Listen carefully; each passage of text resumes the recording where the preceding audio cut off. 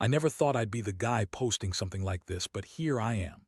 My name, Jeff, and I've been married to Lisa for about 6 years now. When I first met her, she seemed perfect, smart, funny, a little bitchy sometimes, but that's just who she is. We met in college, hit it off quickly, and I always thought we were solid. We had our routines, work, weekends at home, occasional trips. Honestly, I thought we were happy. But over the last few months, I started noticing weird things. Small stuff at first. She was more secretive with her phone, hiding texts when I walked into the room, staying out late with work friends. Even though she was supposed to be working from home, I didn't want to jump to conclusions, but I couldn't shake that feeling that something was off. And then, the little lies started piling up. She'd say she was at the gym or hanging out with her sister, but I'd catch her still texting someone or sneaking out after I went to bed. It got worse when I noticed her suddenly being more defensive, snapping at me over nothing, brushing off my questions. She'd say I was being paranoid, insecure, that I was imagining things, but I knew better. I sensed it deep down. It's like an itch you can't scratch, that gnawing feeling that your partner's hiding something, and the way she'd get mad at me for even questioning her. That just made it worse. I told myself I was overthinking, that maybe I was just insecure, but I couldn't ignore the gut feeling anymore. Something was happening behind my back, and I needed to find out what it was. Then one night I was working late on a project, something I do in my home office. My wife was out with her friends, or so she said. I was about to call it a night when I noticed my laptop was still open. I rarely work late, so I just left it there. I was about to shut it when I saw an email notification pop up from one of her friends, a guy named Mark, who's in our local robotics club. I don't really pay attention to her hobbies, but I remembered how she used to talk about that club. Curiosity got the better of me. I clicked open the email, and it was about robotics at all. It was a string of messages. At first I thought maybe they were just talking about the competition. But then I saw the way they joked around, how Mark was calling her babe in one of the messages, and there were emojis, heart eyes, suggestive stuff. I couldn't believe my eyes. I felt my stomach drop. This wasn't just friendly chatter. It was something else, something intimate. I read the messages twice just to make sure I wasn't imagining it. They were clearly more than friends. I felt numb. I wanted to scream, to throw something, but I just sat there and stared at the screen. My wife, the woman I've trusted for years, was cheating on me with her so-called teammate from the robotics club. I'd never felt so betrayed in my life. It wasn't just the cheating. It was the lying, the sneaking around, the way she'd lied to my face about everything. I played it cool that night, but inside I was boiling. I couldn't believe I'd been so blind. How could she do this? How could she lie so effortlessly? I knew I had to confront her, but I also knew this was going to change everything forever. The next morning I woke up feeling like I'd been hit by a truck. My head was pounding and my stomach was in knots. I kept replaying those messages in my mind, each time feeling a mix of anger and heartbreak. I could hardly look at her without feeling the urge to punch something, but I knew I needed to stay calm, at least for now. I didn't want to blow everything up prematurely. Lisa was already up, acting like everything was normal. She was making coffee, humming, the same bitchy smirk on her face as usual. I watched her, trying to gauge her mood, but it was impossible. She looked perfect, smiling, teasing, acting like nothing had changed. I could see her eyes flicker with that sneaky glint, the one she always had when she was hiding something. I felt my fists tight. Finally, I decided I couldn't keep quiet anymore. I pulled her aside when she was in the kitchen, pretending to be casual. "Hey, Lisa, can we talk for a minute?" I said, voice a little rough. She looked at me, arching that eyebrow, so typical, that snarky expression she always wore when she thought she was better than everyone else. "Sure, Jeff, what's up?" I took a deep breath. "I saw your email from Mark last night." Her face froze for a second, and then she rolled her eyes, scoffing like I was just bothering her for no reason. "Oh, it's nothing, just some stupid banter. I was teasing him about the competition, as a joke." I stared at her. Really? Because it didn't look like a joke, it looked different, like more than just friends messing around. She crossed her arms and threw her head back, sighing loudly. "God, you're so paranoid. You always jump to conclusions. I don't know what you want me to say, Jeff. I talk to Mark sometimes. Big deal." That's when I saw the lie, the way she hesitated before she said big deal. The way she avoided eye contact, it was clear she was hiding something, and I could feel my blood boiling. This wasn't just some innocent conversation. It was more. I could see it. I needed to get her to admit it. I pressed her further. "Are you sleeping with him?" I asked bluntly. Her eyes widened for a second, then she scoffed again. "What? That's disgusting. No, Jeff, I'm not sleeping with him. You're being ridiculous." She looked angry now, defensive. "You're just jealous because I spend time with my friends." But I knew better. I knew she was lying. That email told me everything I needed to know. She was cheating, plain and simple. I felt sick knowing she'd gone behind my back, lied to my face, and made me doubt myself all this time. I wanted to explode, but I kept it together just barely. I told her I needed some time to think, and I walked out of the kitchen, leaving her standing there with that bitchy smirk she always had, trying to act innocent. The rest of the day was a blur. I couldn't focus on anything, just replaying the moment in my head. The betrayal, the lies, the way she looked at me like I was the crazy one. I started wondering how long this had been going on, how she managed to hide it so well. I felt like an idiot for not seeing it sooner, for trusting her. All my life I thought we were honest with each other, and now I found out she'd been screwing around with her robotics buddy, someone I'd never even suspected. I knew I had to do something. I couldn't let her get away with this. I needed a plan, something to make her pay for what she'd done. The betrayal cut deep, and I wasn't about to let her walk all over me. I'd been a fool, but this was just the beginning. That night I couldn't sleep. My mind kept racing, trying to piece together everything, how long they'd been at it, how she managed to keep it hidden, and what my next move should be. I kept thinking about all the moments I'd trusted her, every little thing that now seemed like a lie. The worst part was that she still acted like nothing was wrong when she was around me, like she was the innocent victim in all this. That made me angrier. Eventually, I decided I needed to get to the bottom of it, find out exactly how deep this went. I started digging into her phone, knowing that wasn't exactly legal or ethical, but honestly I didn't care. I needed answers. I waited until she was in bed, pretending to sleep, then quietly grabbed her phone from the bedside table. I unlocked it, and what I found knocked me flat. There were dozens of texts, flirty, suggestive, downright explicit. She'd been talking to Mark about everything. Their late-night programming sessions, secret meetings, even plans to meet up elsewhere. They exchanged photos, too. I saw pictures of her in lingerie, and I imagined her in the same pose just a few feet away from me, lying in that bed. I felt my blood boil again. How could she do this? How could she sit there and pretend she was innocent? I spent the rest of the night scrolling through her messages, her secret life laid bare in front of me. I felt betrayed, humiliated, and furious all at once. I knew I couldn't just confront her like that. I needed a plan, a way to make her understand how badly she'd hurt me and to make her regret it. The next morning, I woke up with a clear mind. I decided I'd break her down piece by piece, not just with words but with actions. The first thing I did was pack a small bag. I didn't want to blow up everything all at once, but I knew I had to make her feel the loss of me. I left her a note. "I know everything. Don't try to contact me. I'll be elsewhere for a while." It wasn't much, but it was enough to make her realize I wasn't going to be her fool anymore. I drove to a cheap motel on the edge of town where I could think without her sneaking into my mind. I knew she'd come looking for me soon enough, and when she did, I wanted to be ready. I also reached out to a couple of friends I trusted, people who knew about her affair but wouldn't judge me, just in case I needed support. I didn't want to go through this alone, even if I felt like I was drowning inside. While I waited, I started planning my next move. I'd gather more evidence, maybe talk to Mark directly, see if I could get him to admit what was really going on.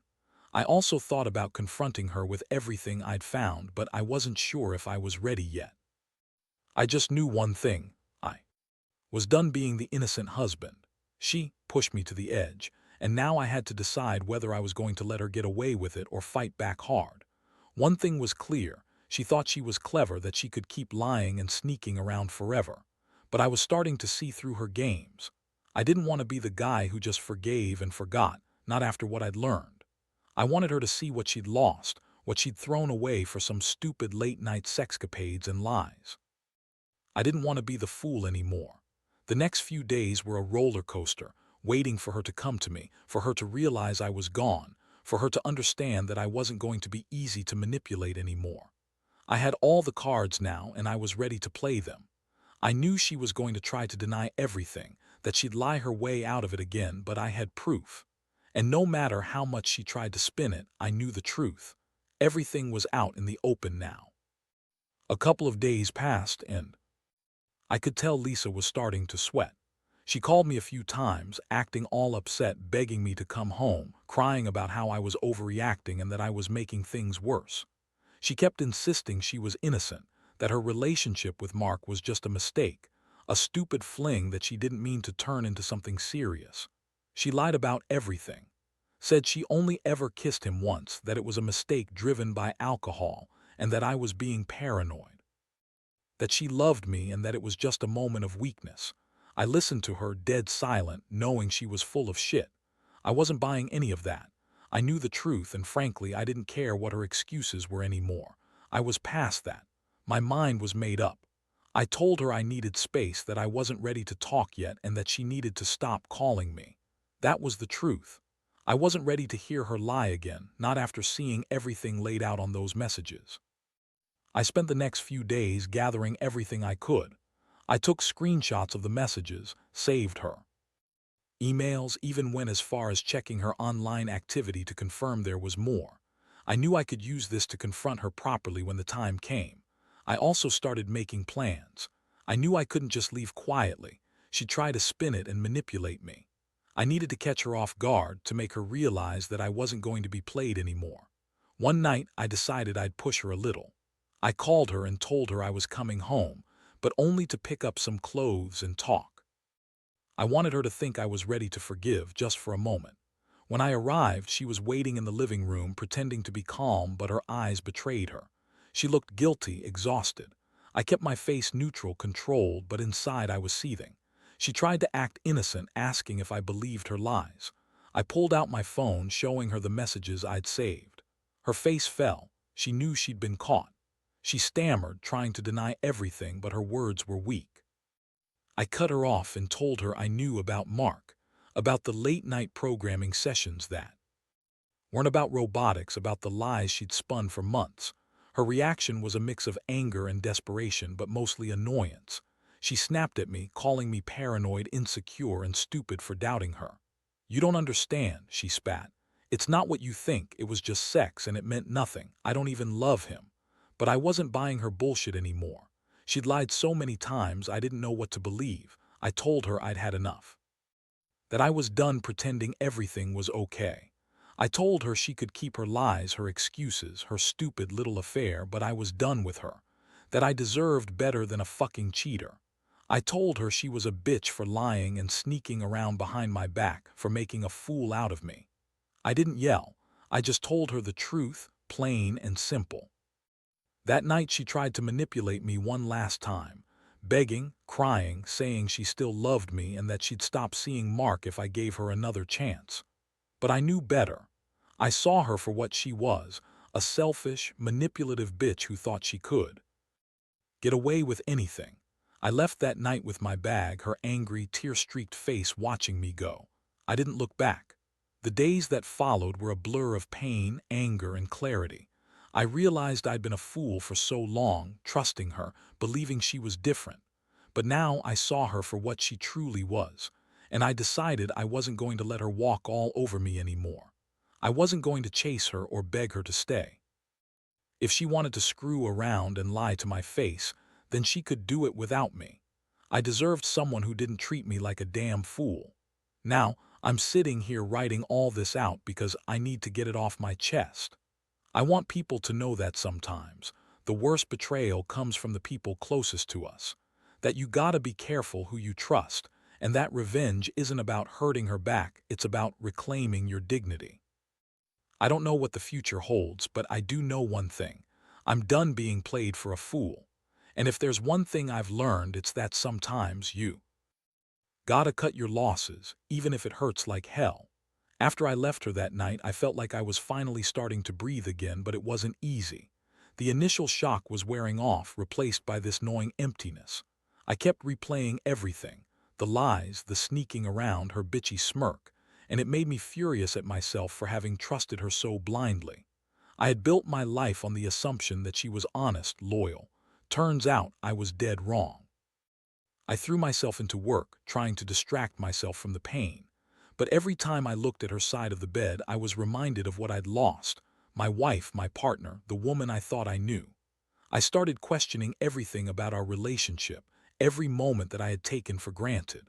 I kept thinking about the times she'd been bitchy, the little lies she told, and how I'd always brushed it off because I loved her. Now I realize I was just being naive. One thing I did do was contact Mark myself. I figured I should get some closure, or at least find out how deep this thing went from his perspective. I called him up, and at first he played dumb, acting like he didn't know what I was talking about. But I wasn't buying it. I pressed him harder, saying I had proof and that I knew everything. That's when he finally cracked and admitted that he'd been sleeping with Lisa for a while now, maybe a few months. Said she was the one who reached out to him, that she'd been lonely and bored, and he just went along because it was sex, and she was hot. Hearing that from him felt like a punch in the gut. Not only had she lied to me, but she'd also betrayed me with someone I considered a teammate, a friend in the same hobby I used to love. It twisted that she'd used late-night programming sessions as cover, like it was just some innocent hobby, when really she was sneaking around in my face. I felt sick, angry, and humiliated all at once.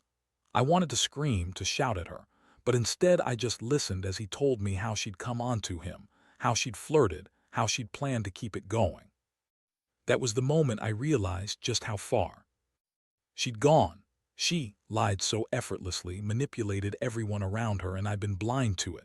I thought I knew her, but she was just a different person, someone who'd cheat, lie, and blame everyone else for her mistakes. I felt betrayed in a way I'd never felt before. I thought about confronting her again, but honestly, I didn't see the point. She'd already lied her way out of the first confrontation. Now I just wanted to get out of this mess, to start healing. I decided I'd stay away for a while. No contact, no calls. I needed space to think and to get my head straight. I also started looking into lawyers, thinking about what my options were if I decided to divorce her. I was done with her games. I'd lost trust, respect, and probably my marriage, but I wasn't going to stay miserable just because I was afraid of being alone. I deserved better. I deserved someone who didn't cheat behind my back and lie to my face. Still, every night was rough. I'd lie in bed, staring at the ceiling, wondering if I'd ever truly trust again. I'd think about the good times, vacations, holidays, the little, everyday moments, and how they had all turned into lies. The betrayal cut deep, and I knew it would take time to recover. But I also knew I had to move forward, even if that meant starting over. I learned a lot from this experience, mainly that no matter how much you love someone, people can surprise you in the worst ways. That sometimes you've got to see the signs early, even if you don't want to. That trust isn't something you should take for granted. And that revenge isn't always about hurting back. Sometimes it's about reclaiming your dignity, your self-respect. So here I am, still hurting but also slowly healing. I don't know what's next, but I know I won't let her or anyone else treat me like a fool again. That's the real lesson. You gotta stand up for yourself, even if it hurts. Because at the end of the day, the only person who's truly got your back is you. And if someone betrays that trust, you've got to be willing to walk away, no matter how much it stings.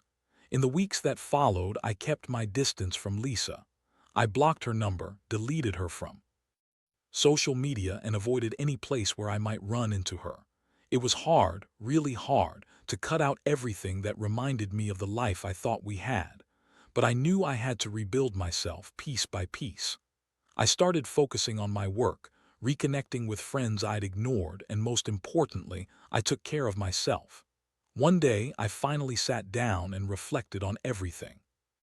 I realized the betrayal had shattered my trust in her, but it also made me see how much I'd been sacrificing in the name of love. I thought about the years I'd spent trying to fix things, hoping she'd change, and how it all ended with her lying in my face. It hurt, but it also made me stronger.